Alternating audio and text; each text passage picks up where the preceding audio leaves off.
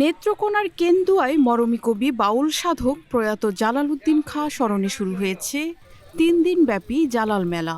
কেন্দুয়া জয়হরিস প্রায় সরকারি উচ্চ বিদ্যালয় মাঠে 25 মে থেকে 27 মে পর্যন্ত চলবে এ মেলা।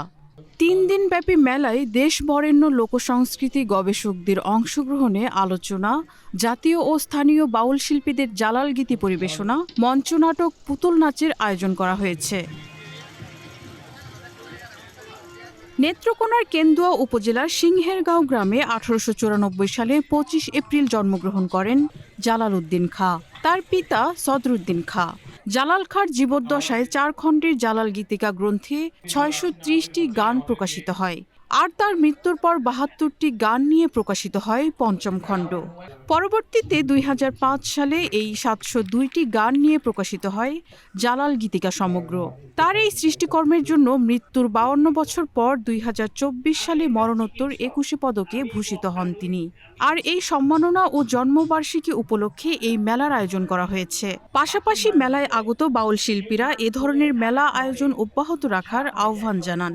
প্রতি বছর আমাদের এই সাধকদের নামে যেন আমাদের নেত্রকোনা এই বাউল মেলাটা হয়, আমি এইটুকু দাবি রাখবো আমাদের সরকারের কাছে। আসলে জানা উচিত যে মানুষের ফিলোসফি কোন কোন জায়গায় বিলং করে, সেই ব্যাপারে একটা ধারণা পাওয়ার জন্য আসলে এই মেলাগুলো দরকার। আজকে যে জালাল মেলা, সেই জালাল মেলায় আমরা কেন্দ্রবাসী বা নেত্রকোনাবাসী যারা আছি, আমরা সবাই আজকে আনন্দিত এবং গর্বিত। প্রতি বছরই হোক, এটাই আমরা চাই কেন্দ্রবাসী। আসলে আমাদের এই নতুন প্রজন্মের অনেক কিছু জানার আছে, সেই বিষয়টা নিয়ে এখানে মূলত আসা এবং আসলে ভালো লাগছে।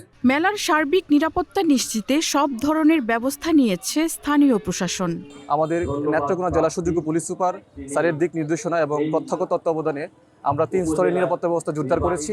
বাউল সাধকের সৃষ্টিকর্মকে বিশ্বব্যাপী ছড়িয়ে দিতে প্রতি বছর এই মেলার আয়োজনের চেষ্টা থাকবে বলে জানান উপজেলা নির্বাহী কর্মকর্তা ইমদাদুল হক তালুকদার। আমাদের উদ্দেশ্য সেটা হচ্ছে যে জাতীয় এবং আন্তর্জাতিকভাবে আমাদের লোক সংস্কৃতিকে সারা বিশ্বে ছড়িয়ে দেয়া এবং জালাল খাঁর যে মতাদর্শ বা তার যে দর্শন রয়েছে সেগুলোকে প্রজন্ম থেকে প্রজন্মে পৌঁছে দেয়া। আর এইটি আমরা শুরু করলাম, এত বৃহৎ পরিসরে কখনোই হয়নি, আমরা শুরু করলাম, আমরা আশা করছি এই ধারা অব্যাহত থাকবে।